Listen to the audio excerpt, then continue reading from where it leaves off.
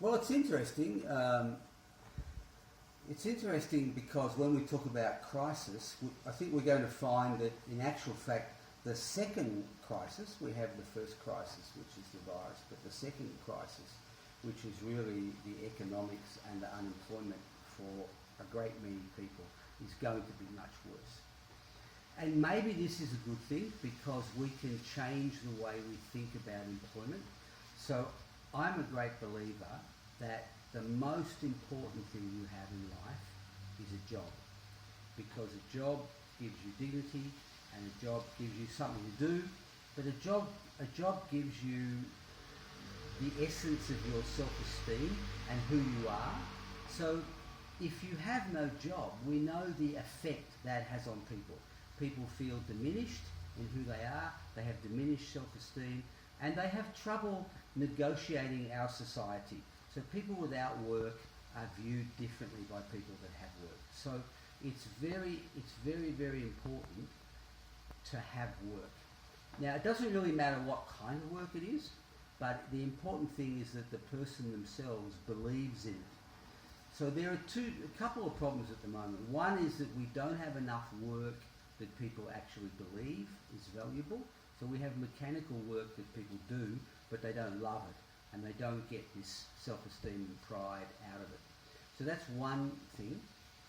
And the second thing is, how do we get people, employers, to value people who work for them in a different way, so that when there's a crisis like there has been with the coronavirus, when there's a crisis, people just don't get laid off and people just don't get thrown on the scrap heap. Because the truth of the matter is we know that a lot of those jobs are not coming back again.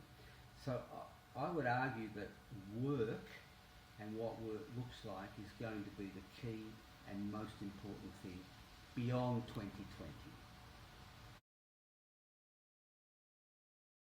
In 2020 we have a big problem, but of course that's easy to say. We can all talk about the problem, but really the question is, what is the solution? What are we going to do? So straight away, it's more than about protecting jobs. We have to create new ones, and we have to have dedication and an integrity to people who work that I don't think we've had before. And one of the organisations, of course I work for the Catholic Church, but they're an organisation that should know better. But they're not an organisation that's creating employment. And they should be an organisation. Organisations that create employment bring with them a strong message of integrity. If you create employment, you can argue, I want to work for this company. This company has got something special about it because this company is on about protecting me and developing me and expanding me in my life as an individual. We don't want companies that go, oh, we've got 400 jobs, so we're going to get rid of 100 people tomorrow and get rid of the bottom 100. That's how they look at it. That's not a company that has a perception of what people can bring to the table. So it's politicians and it's companies and it's churches. And for example, the Catholic Church should be creating thousands of jobs. They have the resources to create thousands of jobs.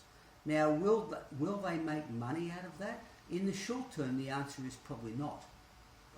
I don't know if they will. My suspicion is they won't make a lot of money in the short term. But if you create work for people and you employ people, then you get to use them in different ways, and you get to use their human talent, and you create, you start an environment where people resonate with each other and they come up with a whole lot of different things that we haven't even thought about now. So if you just keep filling jobs that already exist, we're not going to create more ones and new ones. The solution is we have to get people together to employ them to create new jobs and to look at what else can be done. And that's something the Catholic Church has to do, the Australian government has to do, all governments have to do. And so our systems and individuals have to think like this too. So for someone who's now in their 30s, It's much harder for that person than it wasn't when I grew up, because we had our choice of jobs. But I would almost argue that the 30-year-old now is at an advantage, because they have to think on their feet. They have to make all sorts of connections. Not connections between A and B, but connections between A and E and G and Z and H, all over the alphabet. They have to connect new ways of doing business, new ways of doing work, new ways of thinking. So that's what we need in the world of work. We need people who are going to do this, because that's the solution to creating new work, not creating work that has already been done by someone else at the moment. And I think that's the great challenge, and I think that organisations like the Catholic Church are really well placed to do that, because they have the resources to do it. Now, they're not as wealthy as they used to be, and they're not as wealthy as people think they are, but they still are underused. They're not doing anything in this field. Whereas if they came along and said, no, we're the Catholic Church, and we're going to create 100 new jobs tomorrow in all sorts of weird areas, we're going to do this, and we're going to see what happens. And we're going to pay these people, and we're going to support them, and we're going to encourage them. I think you will find a whole host of things you never even thought about now would come out. And we would be far more beneficial as a society than we are now, just in saying, oh, we need 6 secretaries, we need 6 project managers, we need 6 drivers, we need 6 of that, and that's it. We don't look anymore.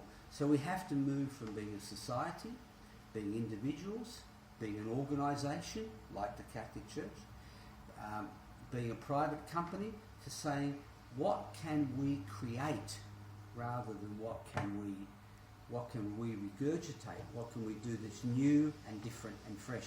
And that's where 32-year-olds have the real future, because they can make those connections.